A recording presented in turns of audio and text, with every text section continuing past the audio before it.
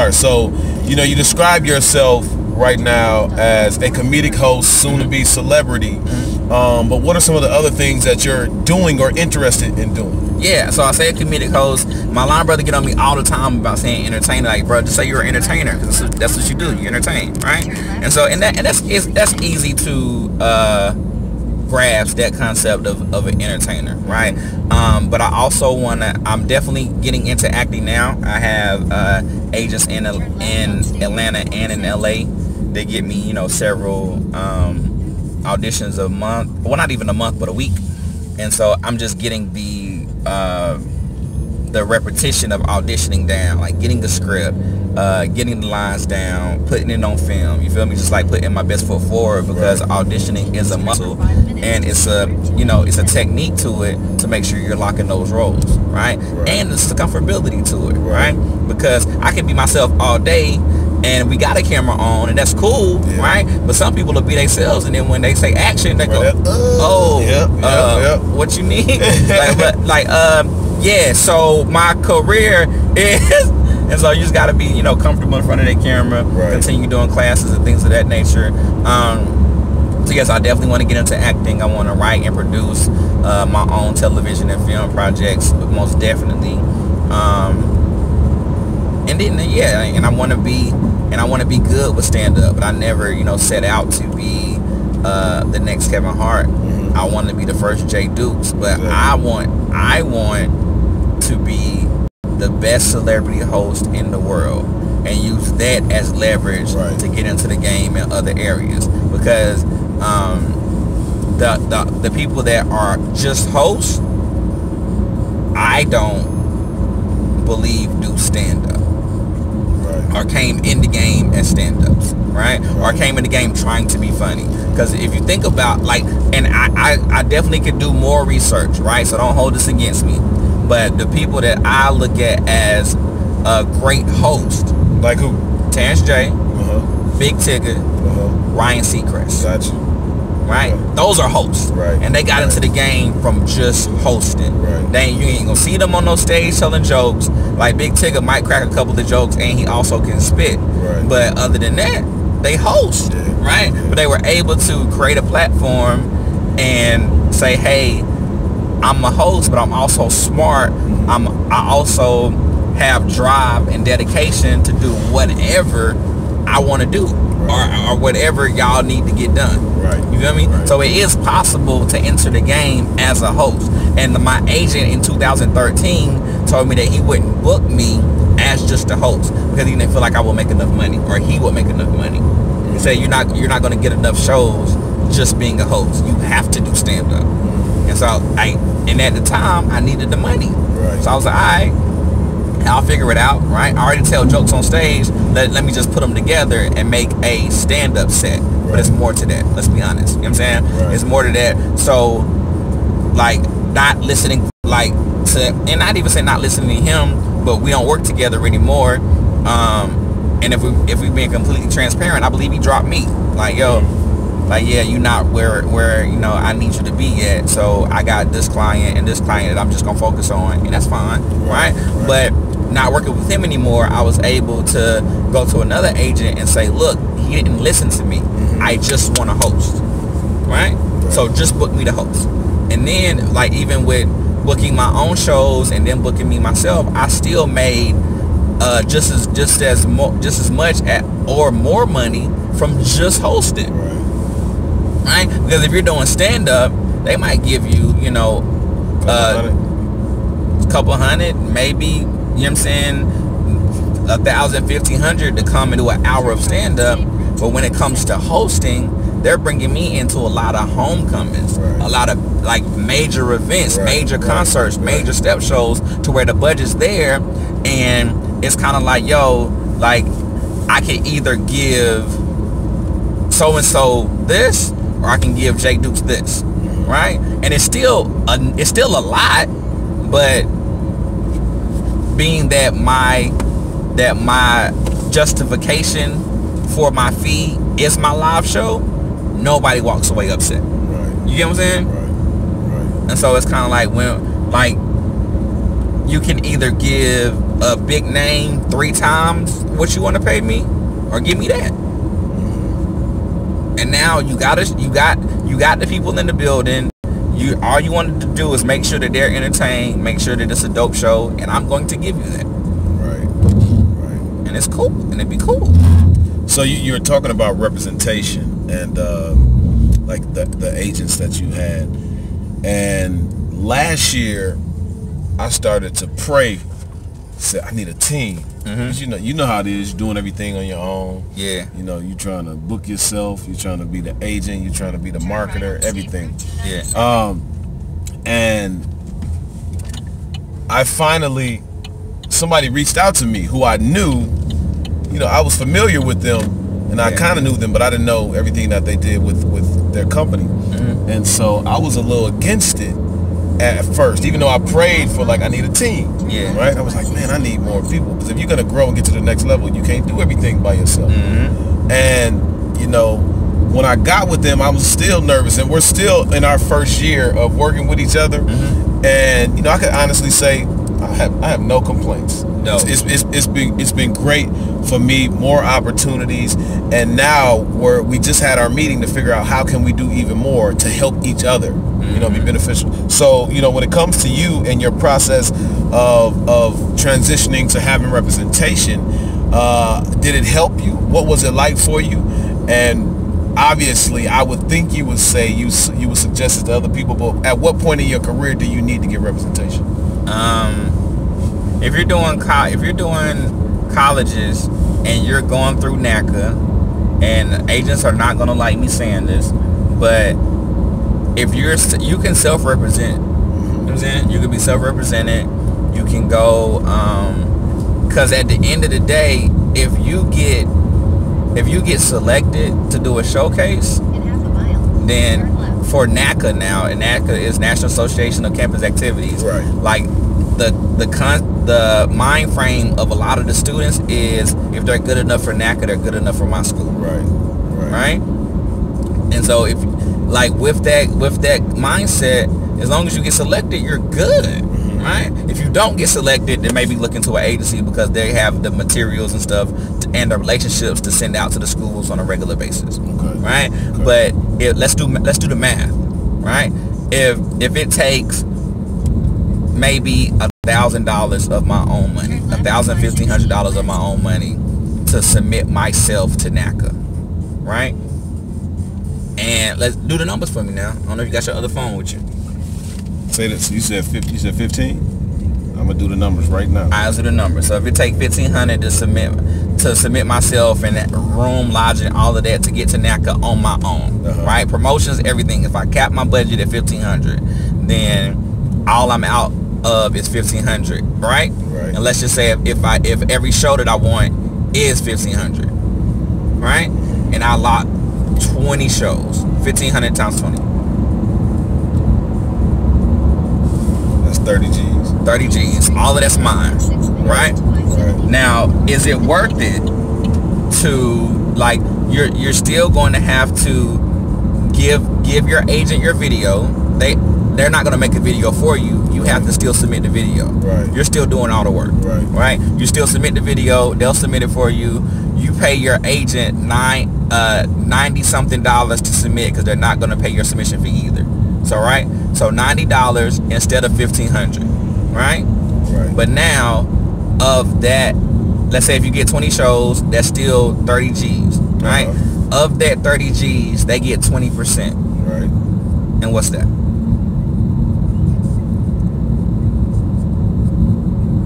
They get 6 G's. So they get 6 G's. 24. So you lost $4,500.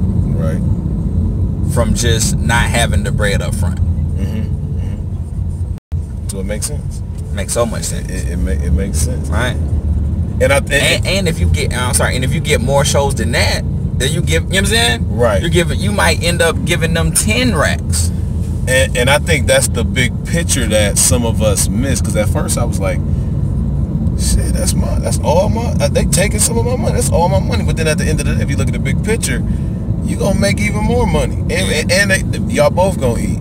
You know what I'm saying? You obviously gonna eat better. But that's a conversation though, right? Because you're both going to eat if you raise your price to compliment them. That's true. You know what I'm saying? But some agents will tell you, let's say if I came into an agency already making $2,500 a show, and why as an agent you tell me, yo, they're not paying $2,500 for comedians of your level, right? So we're gonna bump your price down to 18. I'm pretty sure we can get you some work.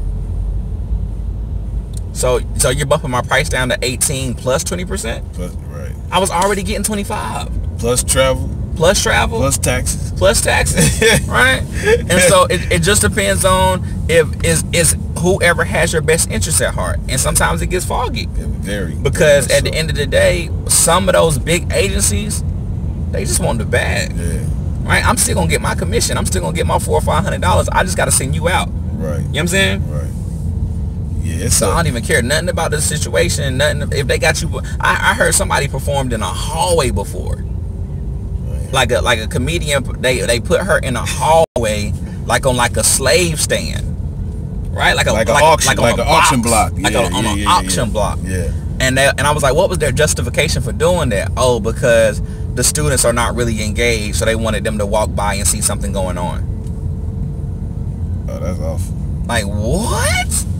And so they had a legit reason for doing that. And I'm like, no, bro. You know what I'm saying? But if I'm an agent, so-and-so school just want a comedian. Right. I don't know. I don't care nothing about that. Go do your thing. Right? So I do want to give a shout out to my manager, D. Thompson, my management in Atlanta.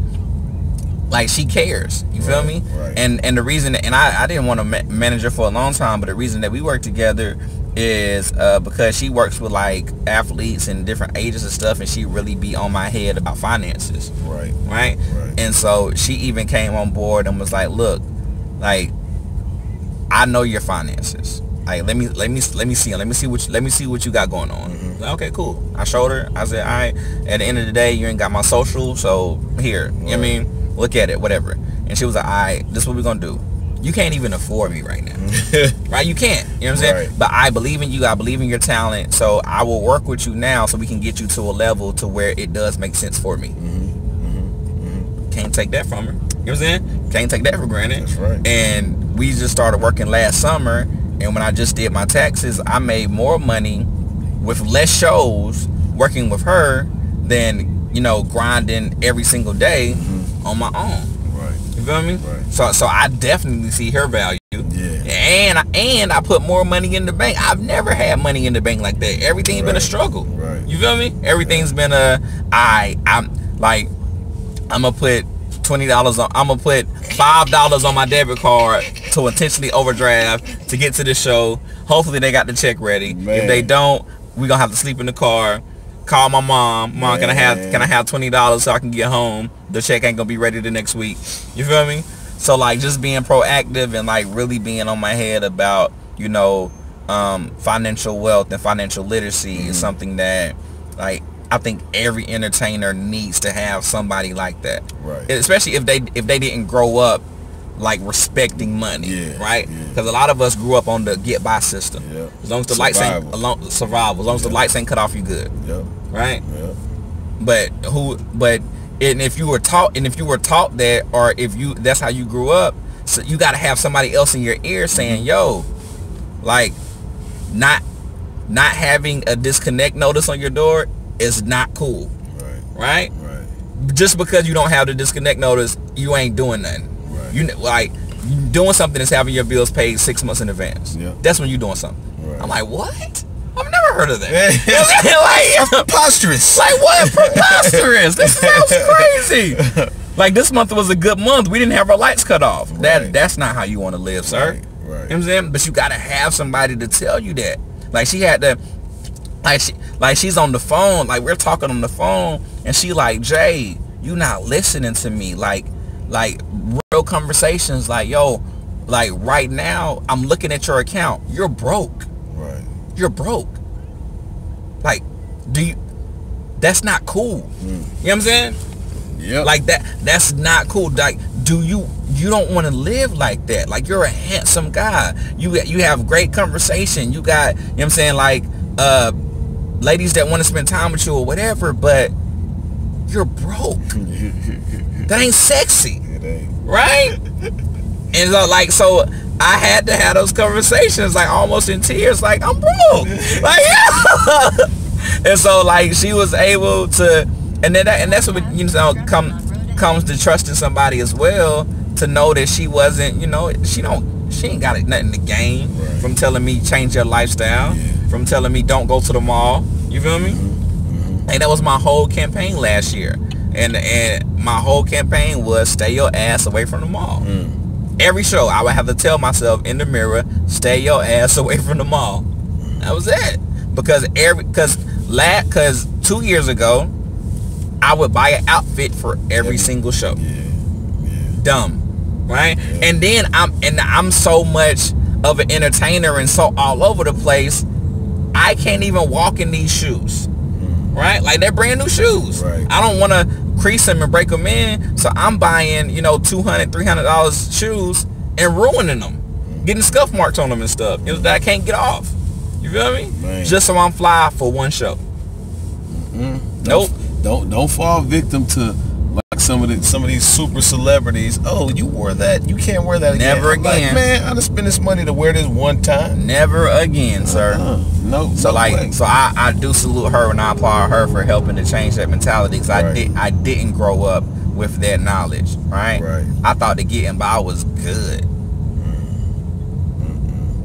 You know, I'm thinking about just struggling and how we've all, I don't know if, you know, if entrepreneurs understand, or people who want to be entrepreneurs, or people who want to fall into being a comedian or a host or a speaker. I don't know if they understand that all of this is an art form, just like, you know, you have your big time singers and rappers and actors, Denzels and Beyonces and all these other.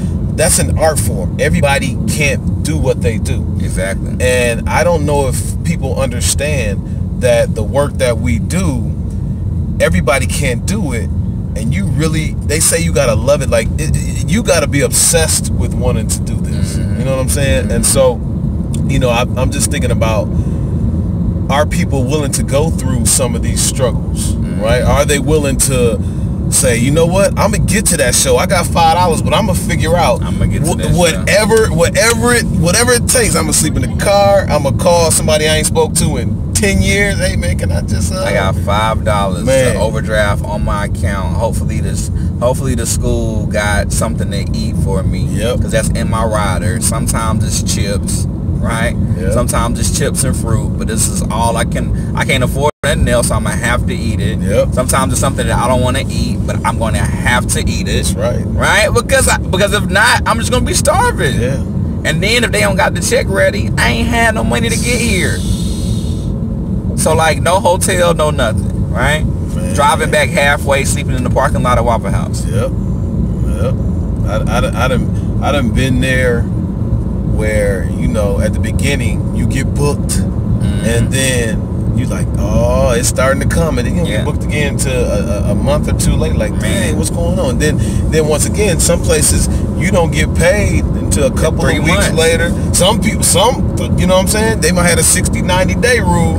You know, so hey, you know how it is. And then but understanding that is, you know, as an entertainer, as an entrepreneur, you gotta have that safety blanket to where you ain't gotta, you know what I mean? It's like, so, and I know how bad I used to be with money, so when I got some bread, I would pay my bills up so that I didn't have it to mess up. Right?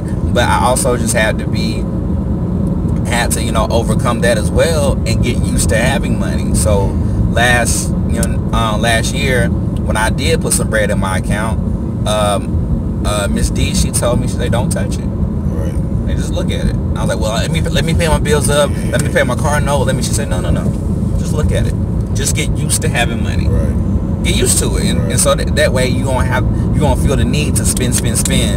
Because you're just like, all right, like, we got bread. You feel me? Because you never had, you never been in a situation to where you could say, I got X amount in my bank account. You feel me? So true. So like, she's really good, man. She's really, really good. And so I want to continue to grow, not only for me, but to be able to, you know, compensate her for the work that she put in. Right. You know what I mean? Right. And for somebody to come on board and change your mindset, like, yo, I actually need money to function. Like, I need, you know what I'm saying? Like, like I don't just need to pay my bills, but I like need money to do what I'm doing. Oh, okay, I get it. You know, I put this question on Instagram, I think last week, and it's a question that I think is critical for people as they reflect on their lives. So, you know, I'm listening to you talk about how churchy your father was the same way. No, totally opposite. Totally okay. My dad did drugs, alcoholic, crack addict, domestic violence in my home, really bad. But at the end of the day, I don't resent my dad because he's still my dad, right? And I wouldn't be here if it wasn't for my dad. So he grew up in the house with y'all? Whenever he wanted to. Okay. Yeah, when he wanted to be there. And then they got separated when we were maybe middle school. But my mom kept going back because that's all she knew.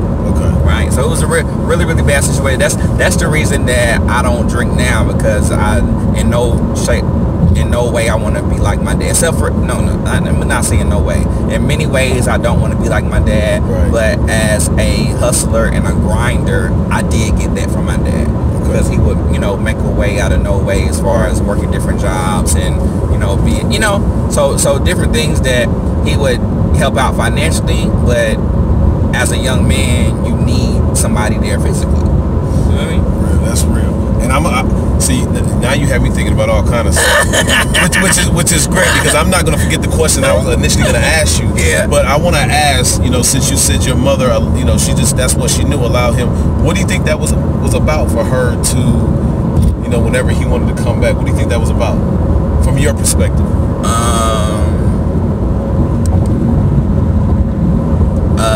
Society's norm, or trying to appease people that don't live with you. You feel me? Like it's a very cool statement to say, I grew up with both of my parents. Right? You grew up with your parents? Yeah, I did. Really? Oh wow. It sounds sweet. Right. It sounds great. Yeah. Right? But you don't know how much that mother going through, how much abuse she taking, just so you can say that. Right. Don't do that, Mom. We good. Right. We'll figure it out. Right. You see what I'm saying? Right. And so yeah, other than that, man, I don't know. And then maybe it was the financial piece of it, to where, struggling on her own and having that helpmate. Because like when my dad would come through, he would drop bread, but he would also be on the dumb shit as well. You know what I mean? How do you think her connection to the church and how religious she was played a part in her staying with keeping him around? Of the loyalty piece, and for better or for worse, till death do us part. No.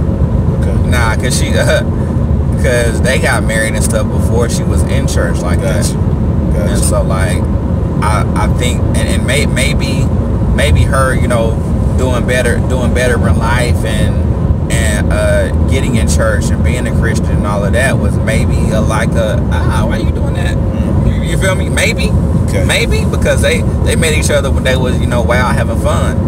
You feel me? And so for her to want to do better in her life, a lot of times people don't want you to change. That's real. Like that's what I like. That's who I know. This is who I like. You going to church now? You know what I'm saying? Right. Or we met in church and you don't go every week now. Yeah. You know what I'm saying? Like, what is this? Yeah. And so, I mean, and that's with any scenario. That's with anything. Like, if we met in the gym and you stop going to the gym, I'm gonna be turned off. If I'm still going. Right. You feel me? We either gonna stop going together, or it's gonna be like, oh wow, like you don't really do the things that you used to do, good or bad. You know what I'm saying? But when people change, we're not accustomed to that change. So I can ask my mom. I honestly don't know what made, I have asked her before. She said what made her stay in it was just bondage, just not changing her mentality, thinking that this is what had to happen. I don't think it's a churchy thing. I just think it's a society. I want, a happy home situation. I want a happy home even if I'm unhappy. If he's happy and my kids are happy, then we're good. I'm processing, but I'm thinking about women in particular, because women are, you know, I'm gonna say women are so much stronger, more mentally stronger, and they'll take and endure, and they'll suffer for others more than I think men will. Yeah, you know, more than they should, and more than they should, man. Right? And so, you know, thinking about, you know, you heard me share the story of when my mother had a boyfriend who pulled the pistol out on me. You know what I'm saying? Like, I heard some crazy stuff, and I think as a young man, you like, you did what to my mama? Especially even if you don't have the best relationship with your mom, but if somebody do something to your mama, man, you kill them. Dog, I'll tell you a story. And we did a film about domestic violence that really hit me in a true place because of this story. My dad put a knife to my mom's throat one time on the floor. Like, put a knife to her throat. She's kicking, she's screaming.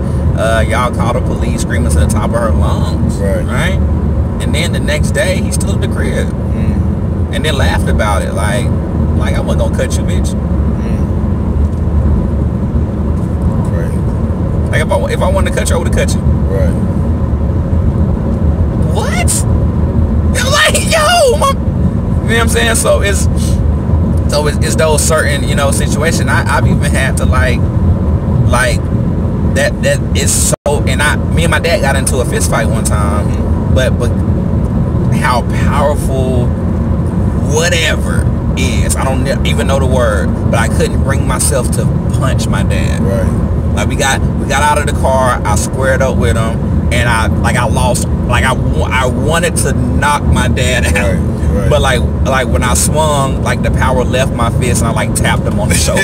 Like, if whatever, like, I could not like punch, and so I just got back in the car, and I like and I spit, and like he scratched me or something, and so I got him on the ground like in a headlock, and I wanted to kill my dad. Right. But like, a neighbor came outside. You don't take him out the headlock, I'm gonna call the cops and they'll put you in one. Oh, that's my son. That's my son. He good. I'm just teaching him how to play. He good. He good. Boy, you strong, boy.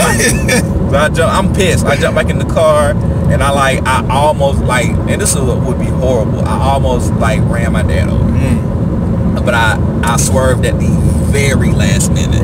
Like, something tapped me. I swerved at the very last minute. Because I was that pissed, like, just from everything. Like, this is like, cause my brother was the superhero. Like, my brother would have to come home and fight with my dad and hold him down for my mom to call the police. Right? Like, he physically had to like fight my dad, you know what I'm saying, to where she could call the police. And I was too young, and I couldn't do anything at that time. So all of this is like, oh, it's my opportunity. Right? I get to knock him out for all of the years that I wanted to. Really, you know what I'm saying? And so I couldn't do it. So I almost hit him, and I swerved in the very, and I would have felt so bad. But he's still my dad. You know what I mean? Like, like, if he wasn't there, I wouldn't be here. You know what I mean? My brother was, you know, the guy that kind of, you know, not even kind of, but did a lot for me and my family early on. Got married at an early age, and so I got like mentors, and like that's even one thing that, like, stand-up men, I gravitate, you know what I'm saying, towards stand-up men, just on some like big bro, little bro type stuff, because I respect it, I salute it, you know what I'm saying, because I didn't have, you know, that father figure early on. So I got mentors, I got I got OGs that I'm like, okay, I'll listen, because that part, you know what I'm saying, is like, the concept is like far from my mind from early, you know what I mean? And I was even telling one of my frat brothers, I was like, bro, like, if a lady drinks, and this is gonna sound weird, but if a lady drinks wine, then I can rock with her. But if she like drinks hard liquor, I can't rock with her. Right? Like, on a long term, so I might kick it, but on the long, I might kick it, but but I can't rock with her on the long term, because that's so deep rooted in me, like that alcoholism and that and how bad it can get. Like, and this is why it'll probably, and it should change, but it'll probably never change, because I've never seen anybody respectfully take a drink until I got to college. Every time I saw a beer or anything alcohol related, it was related to my mom getting her head smashed in, or oh snap, he drinking, it's about to get bad. right? Every single time. So the only time, like, I didn't even realize that you can just have a drink with your meal until I got to college. So that's what, 18 years of old snap. There go a Budweiser. We gotta leave, right? We probably need to go before it get bad. You know what I mean? I get it. I mean, you know, my background is counseling, so I get everything that you're saying. And I always wonder. I remember he was like, "No, I don't drink," and I don't trip. Like, you don't drink, cool. Do you think? But then I think the first question that always comes to my mind is, why you don't? I wonder what that's about. Yeah, you know? And that's what I'm like. Dang. So you know, now I know. And kind of going back to the initial question, you know, when you think about growing up, what are some things that you were taught by your mother or by your father that you no longer believe?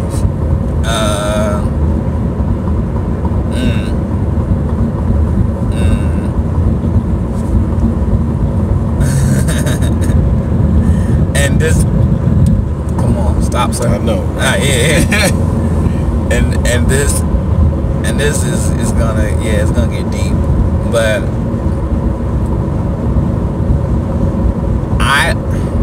this is bad. So, and not bad, but this is what we were taught. I don't even know if I want to go there. Man, go there. Too late now. It's too late. It's too late. And I had to have a real conversation with my mom about this. But I guess that was the only. This was, and I'm talking backwards. But this is the only way I guess we would get it. But I wish my mom would have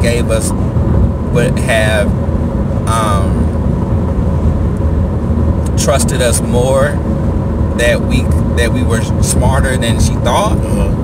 Because when I was growing up, everything that was bad was because they didn't believe in Jesus. Everything that was bad, right? Why did their lights get cut off? Because they don't believe in Jesus. Why is that person homeless? Probably because he don't believe in Jesus. Really?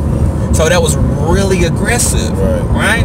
And so now, like, when I get older and I find out that there's like different religions and stuff, then I'm like, oh, why? And not saying that I want to convert to another religion. I'm definitely a Christian. I believe in Jesus. But I'm just saying is there's some good people that are not Christians. Right. And I'm totally against atheists. Like, if you just don't believe in nothing, then I'm like, bro, come on now. like you come on, bro. Like, just wise up, right? But I'm strong enough to have a respectable conversation with somebody that's not a Christian and say, okay, this is why I believe in Jesus, because it works for me. If you believe in whoever, then that's fine. You know what I mean? But that doesn't make me look at you less of a person, because we are supposed to love everybody, right?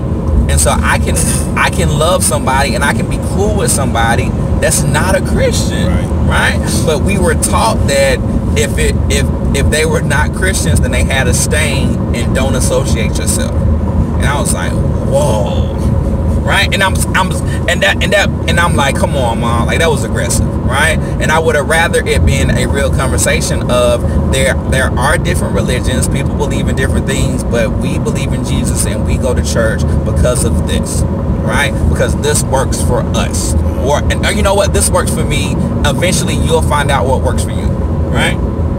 And I would have much rather respected that conversation than saying, yo, everything bad, not because they worship Satan, but everything bad is because they didn't believe in Jesus. And I was like, whoa, that's not cool. You know what I'm saying? And we had this conversation, you know what I'm saying? And I was just like, mom, I'm not trying to convert to nothing. It's just that when as I'm getting older, it's other good people who don't believe in Jesus. You know what I'm saying? Like, and you can't, I'm not taking nothing away from them, and I'm not adding nothing to them either. But like if I would let my mom control my career, I don't know where I would be. You know what I'm saying? Like, yo, you only should be doing Christian comedy. Your manager should be in the church. Your financial person should be in the usher board. And I'm like, it's so many people out here that are proficient in their respective disciplines that might not be in church. And if they are wise and have the knowledge in their respective fields, I'm not supposed to listen to them because they don't go to church every Sunday. Right. Come on, Mom. Right. Well, you got to make sure that they hearing from the Lord, the right one. Mom. Like, yo.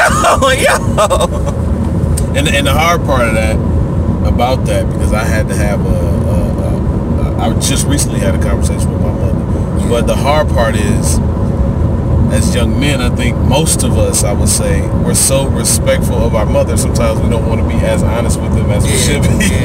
Because, sometimes your mama will put that, don't talk back to me like, I ain't talking back. I'm trying to have a conversation. Can I have an opinion? Yeah. So I get it. But, I probably about maybe a month ago or a little less than, my mother called me and she was like, she said, she was like, do you drink? She know I've had a couple of drinks before, but I don't drink around her. Yeah. Right? And she was like, my friend called me. It was just like, I had a dream that he was drinking and something, like, and I'm just like, I don't want to hear that right now, because it was so negative and dark. Yeah. And it wasn't coming. I said that to her, and I knew she wasn't saying that to come from a place to be dark and like malicious, but she was just like, this is what, it was interesting that her friend called her to say this, and she just wanted to ask me about it, and I kind of got defensive because I just, at the time, I finally had time to relax after traveling, and it was in my quiet time, and she called me out the blue and had that. I'm like, come on, Mom. But I started to, just think about what you were telling me, how my mother, because my grandfather has a church, my uncle had a church, my uncle passed away, but a lot was very churchy. Even though folks might grow up in the hood, you just still, it's a lot of churchy folks in the hood, right? But I was telling her during that conversation, one, I don't like negative energy around me, and I don't like speaking anything like that into existence. Like, be careful, you drink, it's gonna mess. Just don't say that. But I started to think about, or I started to tell her, like, I don't necessarily believe everything that I was taught by, within the church. And I was like, one of the things is, the church would say, like, if you're gay or you're lesbian, whatever, you're the devil. Like, it's the devil, it's a spirit. Now, do I agree with the lifestyle?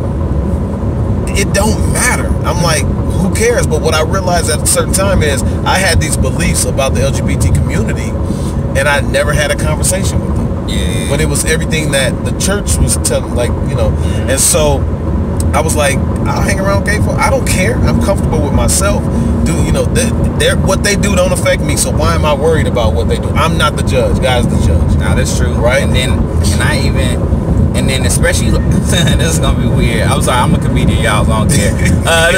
Like, I'm a comedic host, right? But gay dudes got some of the baddest friends, like some of the baddest female friends, and I'm like, yo, introduce me to your friend. Yeah, true. Like, you never see a gay dude hanging with some okay chicks. Like, they're always bad.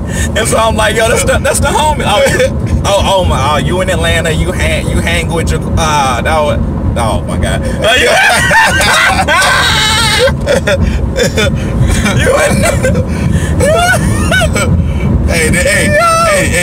There's some benefits. Bleep that name out. But you're in Atlanta and you hang with so and so. I'm like, yeah, that's my man's. And they're like, oh, okay, that's your man's. Right. I'm like, dog, that's my homie. It ain't nothing like that. Yeah. But he can introduce me to any chick I pick out. Yep. They be like, yo, you know her? Hey, you talking about Keisha? Yeah, come here.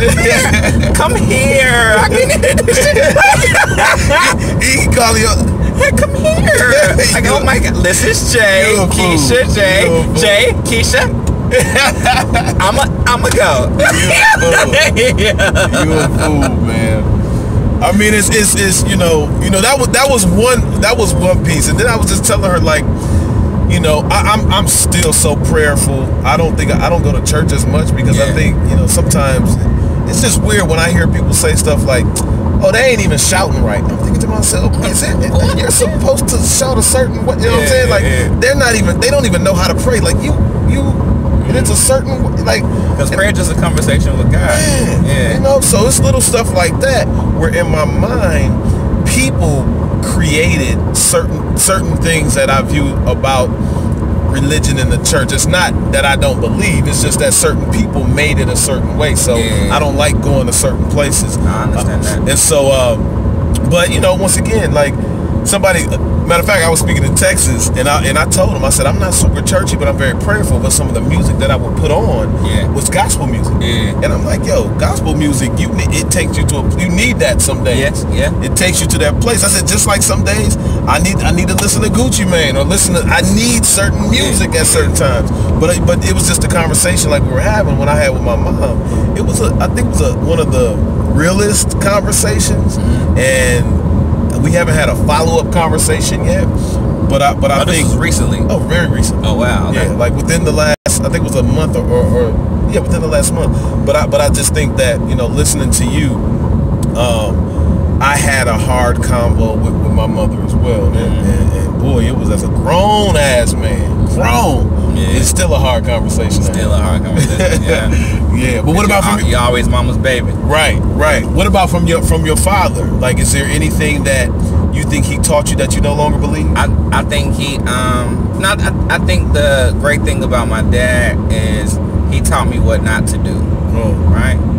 And I'm hungry, bro. We can stop. Yeah, we can stop. Yeah. Is there a Chick-fil-A? I'm a good. What you want? I was gonna do Cracker Barrel, sir. You gonna do Cracker Barrel? I mean, Cracker Barrel. Oh, you want to like sit down? Oh, what time you gotta be back? I want to get back and go do some work. Hey, Cracker Barrel, man. You hate Cracker Barrel? Cracker Barrel's amazing, man. I mean, but you driving, so I'm gonna go. No.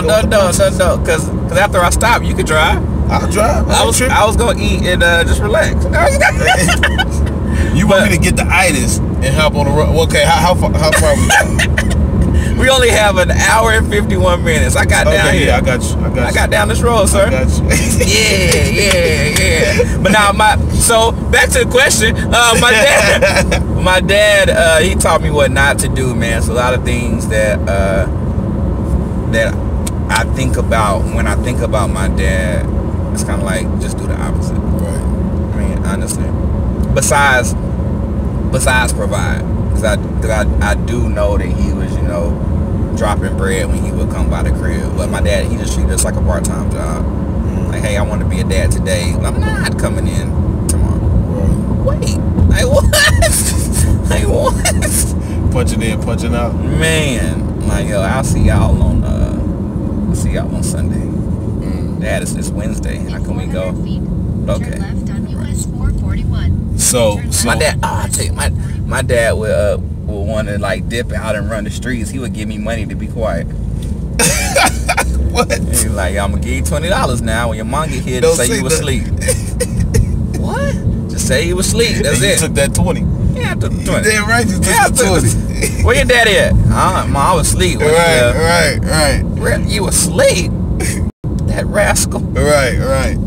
I can see that. Money talks. Then like, nah, man, and then you know it was bad, bro. Like this is the exact place I stopped at when I came home. It was bad. Like my mom would take me, and that's like I'm so glad that you know that she got delivered and got like around some good people. So even if it's not a churchy thing, she still got around some good people who wanted to see her do better in life. Right? So sometimes even with going to church, it's not the building, but it's the people and the atmosphere who just want to see you do better. Right? It's the people who push you to say you're better than this, stop doing this, cut this out of your life. Right? Not because of this what the Bible say, but just if you got genuine people, no matter where you meet them at, yo, you know what I'm saying? Stop running to jail and getting this man out of jail.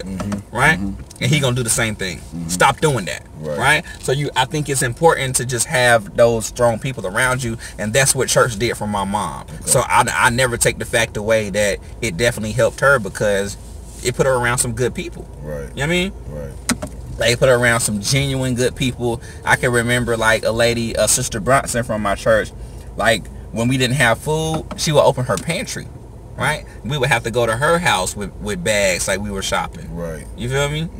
And so so that's why, like, especially my church, I used to tell my mom, like, Mom, you treat our church like it's a cult. Like, if you don't go to our church, then it's our church or nothing. You know what I'm saying? But they did the church did so much for my mom. You know what I'm saying? Right. So much for us growing up. So you know what I'm saying, Vanguard Community Church back in Spartanburg, South Carolina, did so much. You know what I'm saying? So like, she not gonna waver from that. You know what I mean? Yeah. And so I respect it. You feel me? Because when you come from a horrible situation and you get around some good people who just want to see you do better, then you gotta, take your hat off. You gotta salute them. You gotta say thank you, right? And I think my mom says thank you through her loyalty. You know what I mean? Thank you to your. I don't know if I've heard that one before. But she says thank you through her loyalty. Thank you through her loyalty. Yeah. Because I know you've heard me say that there's an expiration date on loyalty at times, and I think, and this is just me, and I love that the way you said that. Thank you through her loyalty, and I would also add that your thank you can be given, and for me, just me, I'll give you my thank you, but I may not continue. For example, if you're a photographer and you start fresh and I give you your opportunity and you're like, yo, I'm gonna give you free pictures for life. I don't know if I would take that, because in that time, thank you, because you're starting and I help you build. But then now I think I gotta respect you enough as you grow. Now it might be time for me to pay you, not just say you're giving me pictures for life. But depending on where I am in my life, I still might need them free pictures at times. Yo, you'll come through. But sometimes somebody who may be a great photographer, that may be their thank you through their loyalty of giving you their free pictures, and I also understand that perspective. You get it? So, anyways, we've been talking for 2 hours. This is J Dukes. J Dukes, where can they find you, man? Hey, man, you can find me. Man. J Dukes 1911, JAYDUKES 1911. Man, I want to thank you, brother. Oh yeah. Appreciate you. Yeah. Appreciate you. I'm glad we ended the interview now, because I'm about to eat a knockout. Man, I'm about to get this food. Fuck, y'all not gonna see me no more. Oh damn, we still. I thought I cut it off. Y'all not gonna see me no more. Look, he gonna go to sleep. I'm gonna catch. Listen, I intentionally drove my 2 hours. The first two. Listen. And I go, yeah, we gonna have to hurry up, because I'm not messing with that Atlanta traffic. Let's go. Yeah. The Dr. Joe Johnson, like I always say, pursue your purpose, not your dreams. Take care.